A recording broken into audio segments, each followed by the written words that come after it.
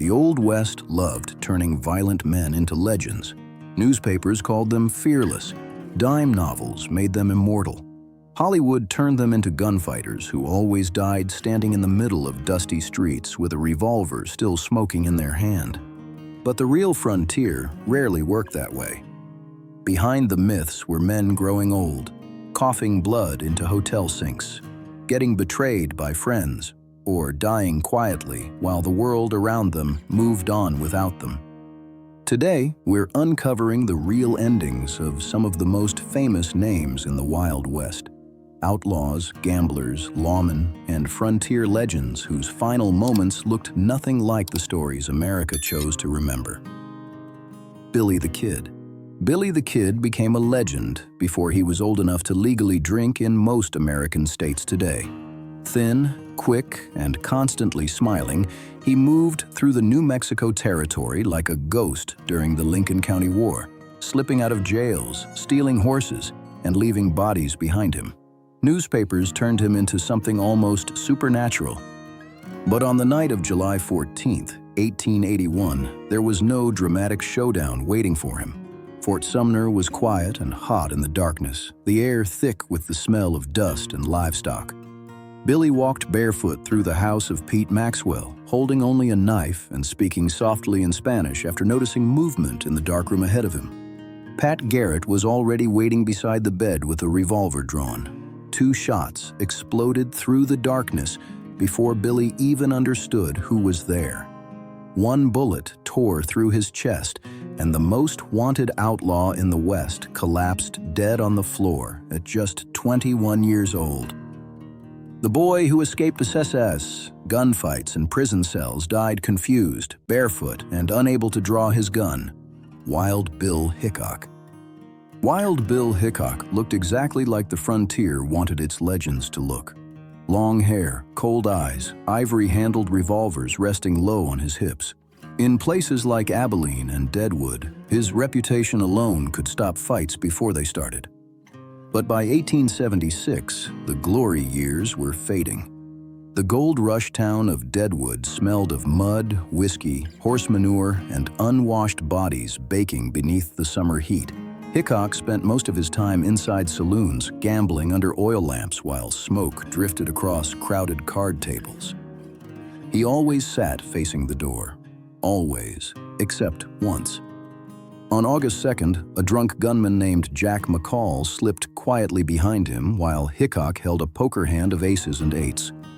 The revolver fired point blank into the back of his skull, and Wild Bill pitched forward onto the table before anyone in the room could react. The dead man's hand became part of American mythology. The reality was uglier. One of the fastest gunmen in frontier history died because there were no empty seats left in a crowded saloon. Doc Holliday. Doc Holliday spent most of his life dying slowly. Before the gambling halls and revolvers, he had been a trained dentist from Georgia with polished manners and a medical degree. Then tuberculosis hollowed out his lungs before he even turned 30. The dry western air helped at first. Whiskey helped more. By the time of the gunfight at the OK Corral in 1881, Holliday was already coughing blood into handkerchiefs between poker games. Friends described him as frighteningly thin, pale beneath the smoke and lamplight with constant coughing fits that bent him nearly double. He survived gunfights that killed healthier men, but the disease never loosened its grip. In 1887, Holliday lay dying inside the Hotel Glenwood in Glenwood Springs, Colorado.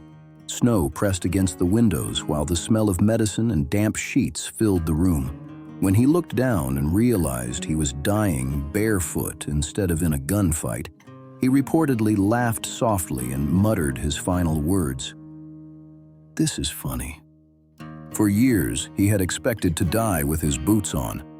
Instead, tuberculosis reduced one of the West's deadliest gamblers into a skeleton staring at his own bare feet. Jesse James. Jesse James terrified banks, trains, and entire towns for more than a decade. Former Confederate guerrillas rode beside him through Missouri, robbing stagecoaches and railroad companies, while newspapers transformed him into a folk hero.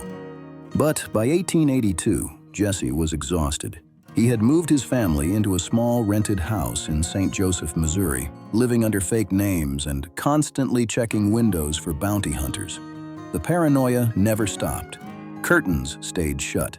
Revolvers stayed close. On April 3rd, the outlaw removed his gun belt in the middle of the afternoon after noticing dust gathering on a picture frame above the wall.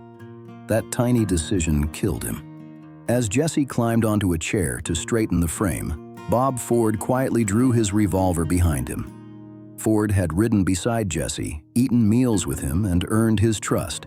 He also wanted the governor's reward money.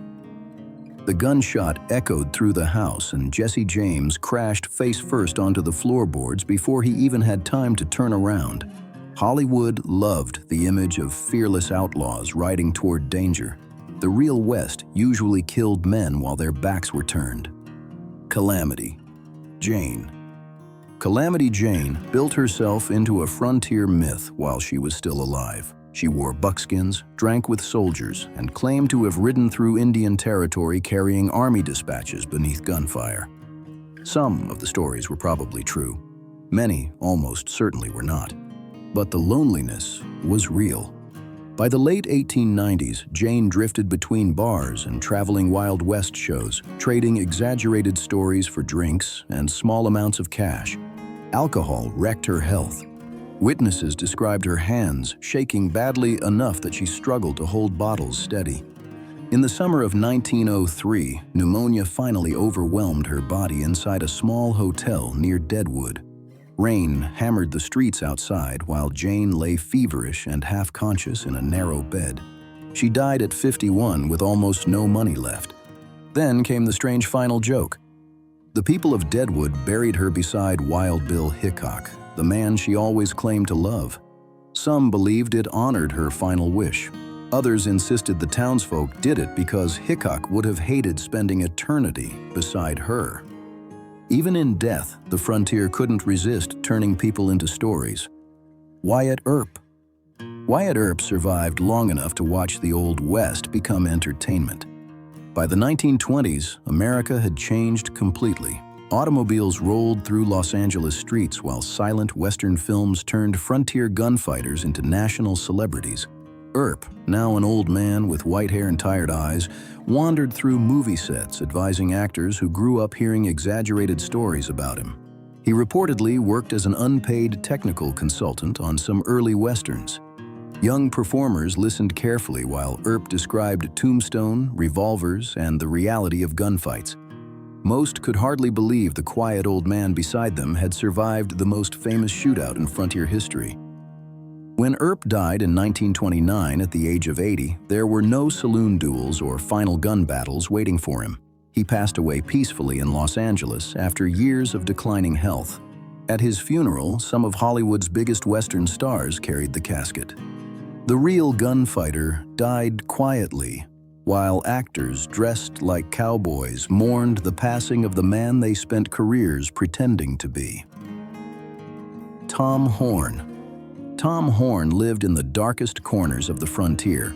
Scout, range detective, hired gunman, Indian fighter. Ranchers hired him because problems tended to disappear after he arrived. Then came the death of 14-year-old Willie Nickel in Wyoming during a brutal range war. Horn was arrested after a whiskey-filled conversation where he supposedly confessed to the murder, though he later insisted he had only been drunk and talking nonsense. Historians still argue over whether he actually killed the boy or whether powerful cattle interests sacrificed him to protect themselves. It didn't matter in the end. On November 20th, 1903, Horn walked calmly toward the gallows in Cheyenne as winter cold settled over the town. Reporters crowded close while ropes creaked overhead in the wind. The frontier had finally turned on one of its own killers, Buffalo Bill. Buffalo Bill spent years transforming the Wild West into a traveling performance. His shows carried cowboys, sharpshooters, and staged frontier battles across America and Europe, while audiences cheered for a version of history already becoming mythology. But the real ending looked nothing like the posters. By 1917, William Cody was sick, aging, and deeply in debt. The man who sold the frontier to the world died quietly at his sister's house in Denver while the modern century roared forward around him. Then the argument started. His body sat embalmed for months while cities fought over where the legend should be buried. When Buffalo Bill was finally laid to rest on Lookout Mountain, rumors spread almost immediately that grave robbers might steal the corpse. Concrete was poured over the grave to keep him in the ground. Even after death, America still refused to let the frontier disappear. Bass Reeves. Bass Reeves began life in chains. Born enslaved in Arkansas in 1838, he escaped during the Civil War and disappeared into Indian Territory, surviving among several native communities where he learned the land so well that later outlaws would struggle to escape him for decades. After emancipation, Reeves became one of the first black deputy U.S. Marshals west of the Mississippi. The territory he worked was enormous, violent, and barely controlled. Dense forests, muddy river crossings, outlaw hideouts, and isolated ranches stretched across thousands of dangerous miles. Reeves rode through all of it, carrying warrants for killers, rustlers, and fugitives who knew exactly how deadly he was. He arrested more than 3,000 criminals during his career and survived countless gunfights without ever being seriously wounded. What made Reeves terrifying wasn't just his shooting ability, it was his patience. He used disguises constantly, sometimes pretending to be a wandering farmer, other times acting like an exhausted drifter looking for shelter. More than one outlaw realized too late that the quiet stranger sitting beside their campfire was the lawman hunting them. But age eventually catches men bullets never could. By the early 1900s, Reeves suffered from worsening kidney disease. The frontier itself was changing around him. Railroads replaced isolated trails. Oklahoma towns grew larger and cleaner.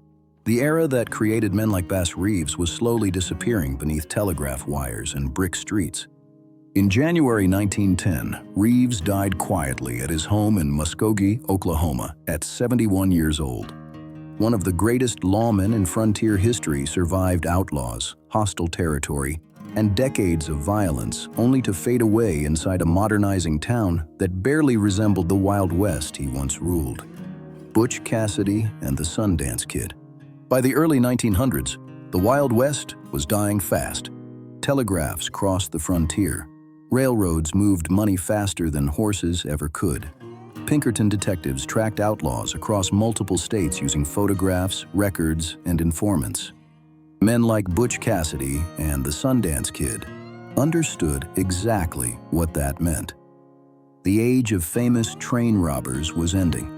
After years leading the Wild Bunch through robberies across Wyoming, Utah, Colorado, and Nevada, the two outlaws vanished south into Argentina, hoping distance would save them.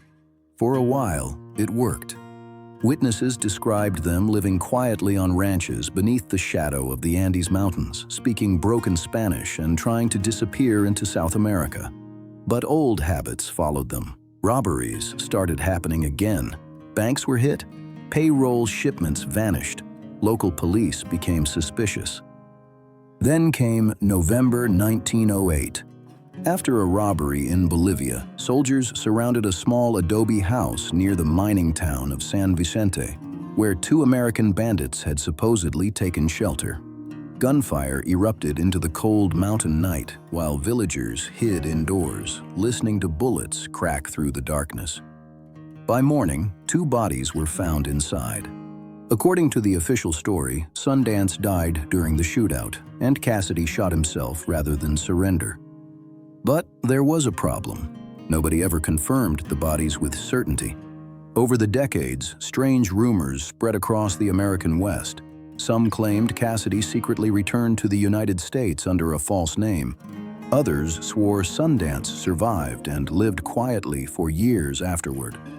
Family members later insisted photographs and facial features didn't match the dead men found in Bolivia. To this day, historians still argue over what really happened in that tiny house at the edge of the Andes. The Old West created legends faster than almost any period in American history.